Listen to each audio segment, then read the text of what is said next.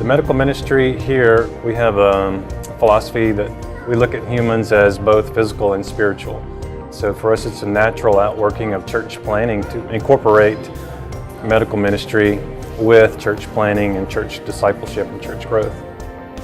Here in a country where there's so much need, there's so much poverty and this real need for physical healing too, we incorporate the gospel, the good news, with real medical ministry.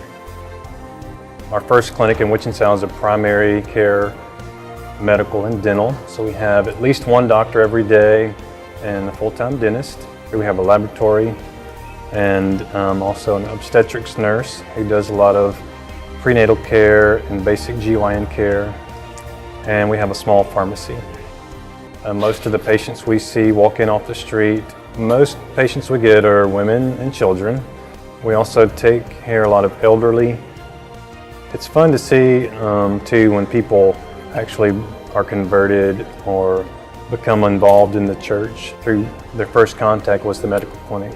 The philosophy is that pastors should be coming, visiting the clinic, and because it's a good opportunity for them to meet new people, invite them to church and advertise the services they have and the Bible studies they have. And our model is that the clinic or the hospital will be located right next to the church so that there will be a lot of involvement between the church staff and the church deacons and the functioning of the clinic. Okay, so our big project this year is the construction of our Arevalo Hospital. Arevalo is one of our bigger churches, and so we're going to have a bigger medical care facility over there. We think it's a strategic location. It's in an area that's going to grow, continue growing. So we should have plenty of people coming in and out.